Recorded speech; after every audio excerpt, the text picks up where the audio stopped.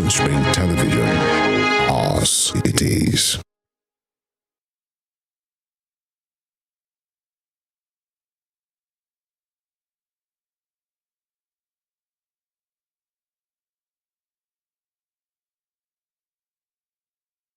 Marcus Tullius Cicero, a Roman statesman and masterful orator, his posthumous birthday would have been tomorrow, 3rd January, is quoted as saying a Rome without books is like a body without soul. Hello there. Happy New Year 2023. My name is Damilola Raphael, and I am super delighted to have you join me on the all-new and all-exciting broadcast of The Bookshelf. The Bookshelf is a program where we will unravel everything books, from inspiration to research, writing, typesetting, to editing and proofreading, to page design, publishing, ebook conversion, to reading, and then we'll move to events and places surrounding book affairs, such as book launch, book fairs, book review, storage, and distribution, not leaving out the people, that is the authors, readers, publishers, graphic designers and photographers, typists, publishers, marketers, librarians, and agents. What's with the crew in recent developments of audiobooks, biopics, and film adaptations? It is a whole lot to take in, I know. And you can rest assured, as on The Bookshelf, we're here to help you unveil and assimilate much more in bite sizes. The show will continue right after this time out.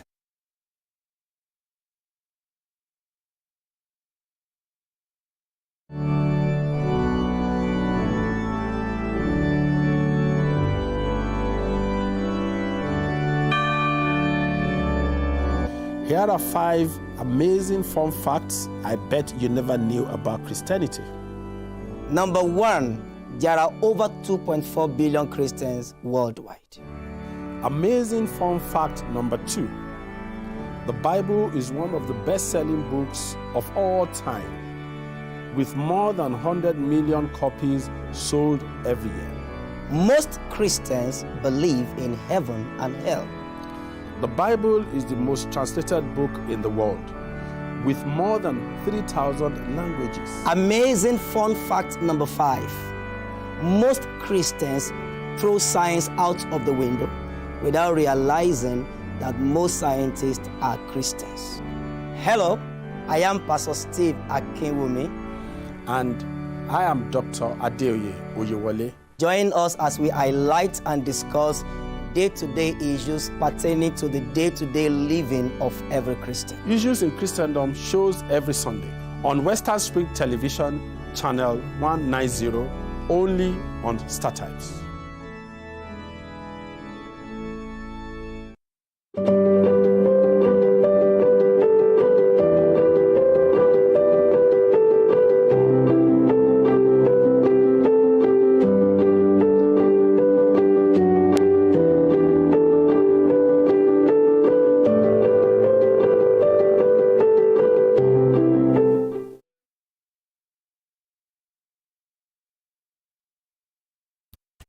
You're welcome back. Now let's take it from the rudiment. What is a book? A book could be a verb, that's an action or a being word. A book could also be a noun, a naming word.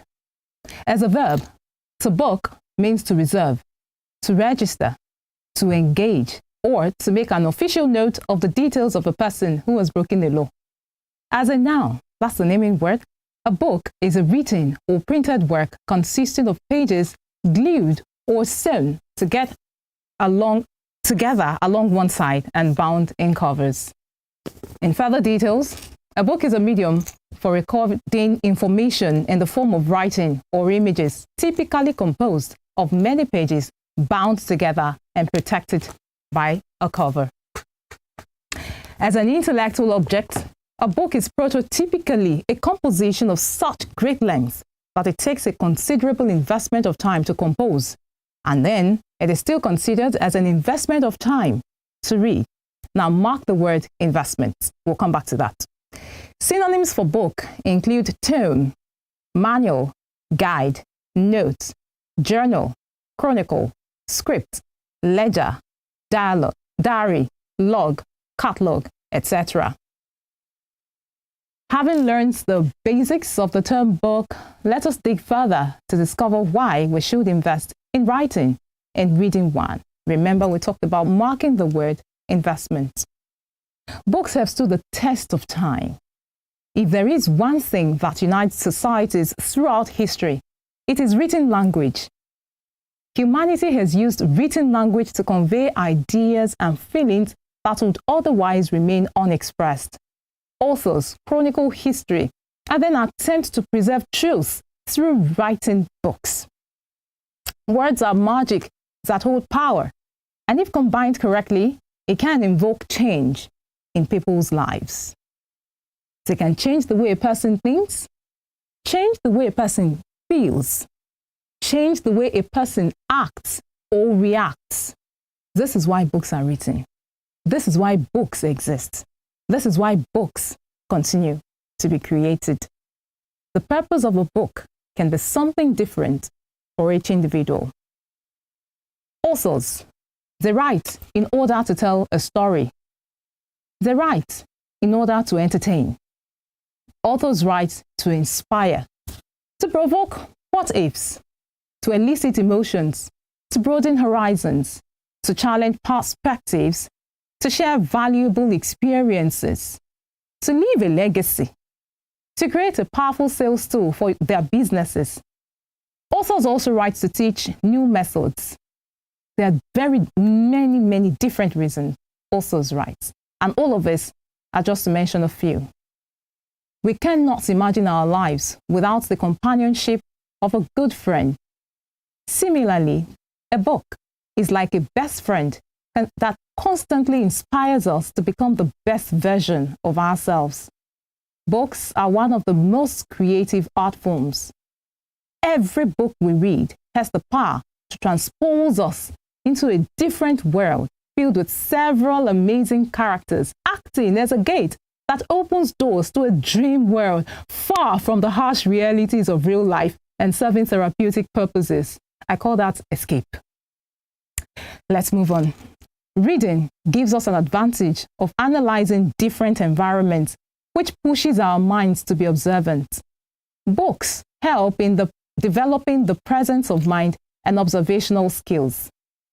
When we read a book, we get to learn about the struggles and hardships of various characters. You find yourself sometimes crying.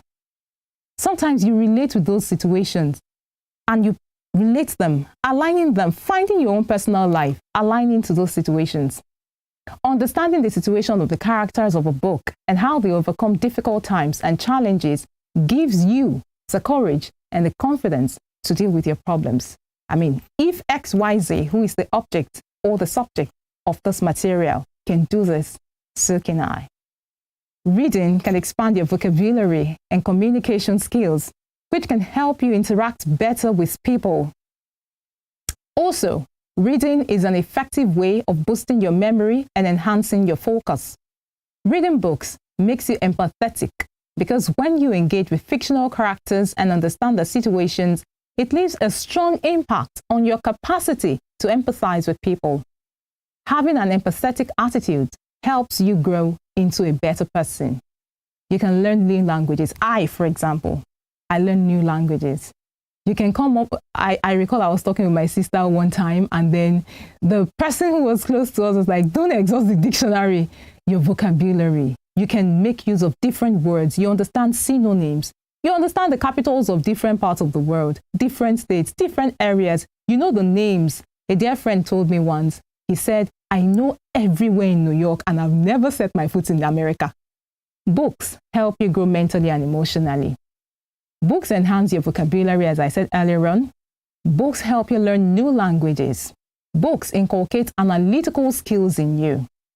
Books are therapeutic and they offer wonderful recluses. I mean, you could just go hide. You're going through a situation, you find yourself hiding in a book. Books impart crucial life lessons. Books sharpen your ingenuity. Books improve memory. I mean, you're trying to recall the author, you're recalling the year the book was produced, all of that information, the characters involved. Books relieve the stress of students. They improve your writing skills. Books introduce us to things and perspectives. Books record history and then they spread awareness about this history. Reading is an excellent hobby. Another quick break, and I'll be back to squeeze out the gist in the next big review.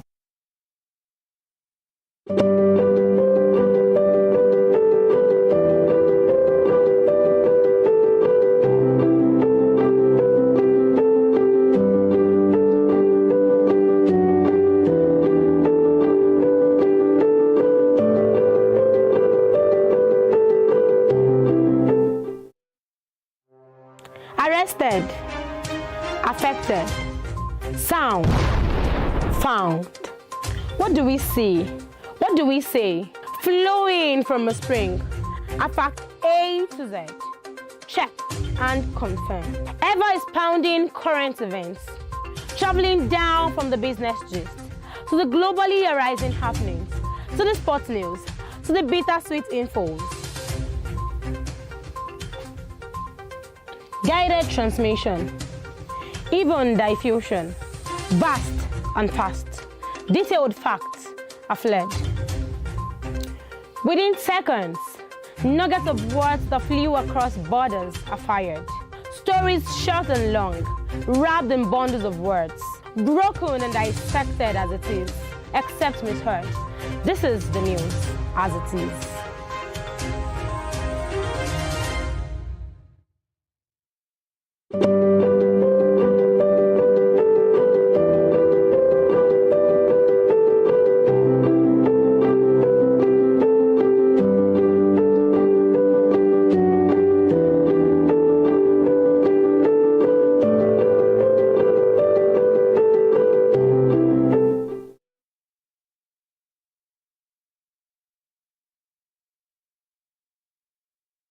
I'm glad to know that not only are you just watching, but that you've also done the reader's gossip, telling somebody to tell another somebody to watch and stay connected.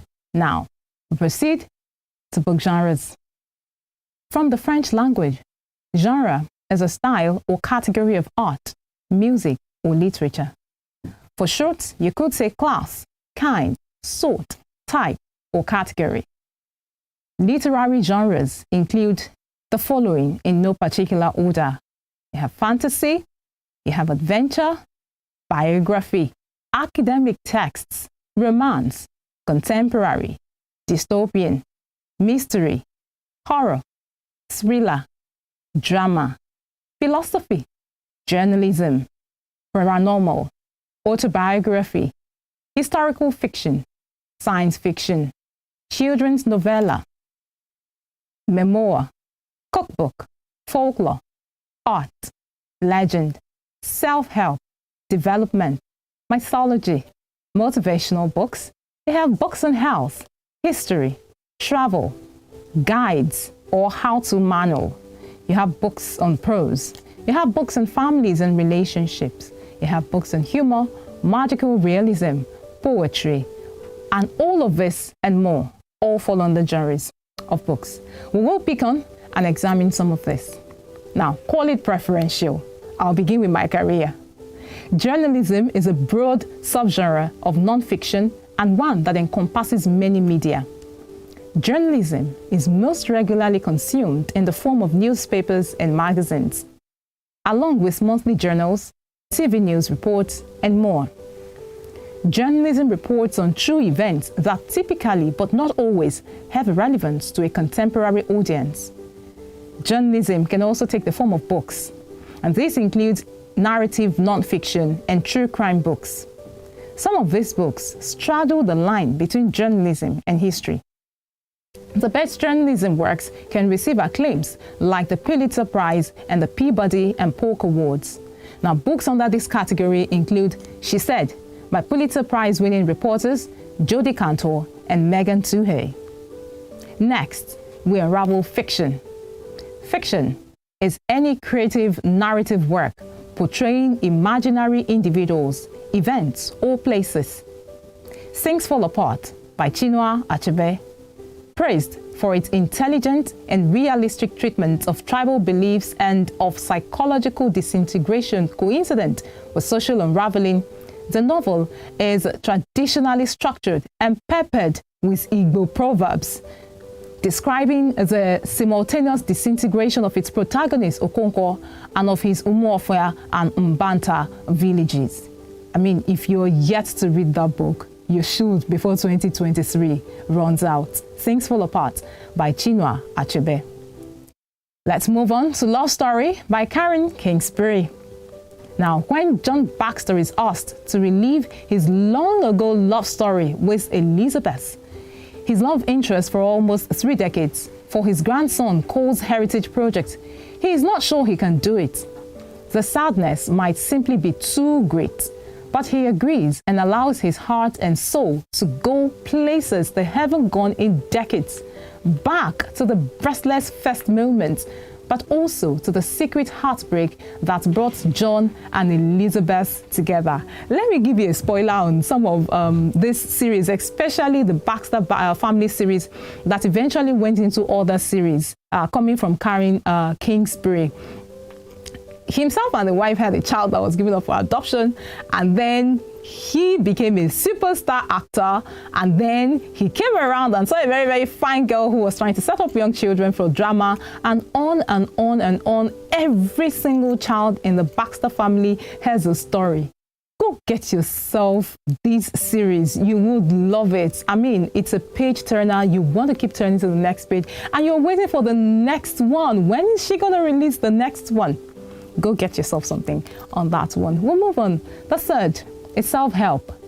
A self-help book is one that is written with the intention to instruct its readers on solving personal problems. In Become a Better You, Joel Osteen offers 7 simple yet profound steps to help you discover your purpose and destiny. And it includes key biblical principles, devotions, and personal testimonies that will uplift and enlighten. Another thing about books, looking at this one, we talked about 7 principles in becoming a better you. You see the book, all big, all voluminous, talking about tome, and then you're like, but they said it's 7. Just write the 7 points and leave it. Hey, it's not just about writing the 7 points. There are different people's experiences. As we said, that the author writes to share experiences. There are different people's experiences that we also get to, learn from. We get to glean from. They have their testimonies of how they went through difficult, challenges, and they were able to come out. So it's not just 7 points. It's not just 7 pages. It's quite voluminous, and it's worth the read, I should say. Now, according to a book reviewer, Gary Chapman's The 5 Love Languages, The Secret to Love That Lasts, helps you understand that the most important aspect of keeping a relationship thriving is learning what the other person needs and values, and then delivering that in the best way that you can manage. Beautiful book right there by Gary Chapman. Learning what the other person needs. That tells us you put the other person first. And that reminds me of when we were taught pronouns. The word that is used instead of a noun.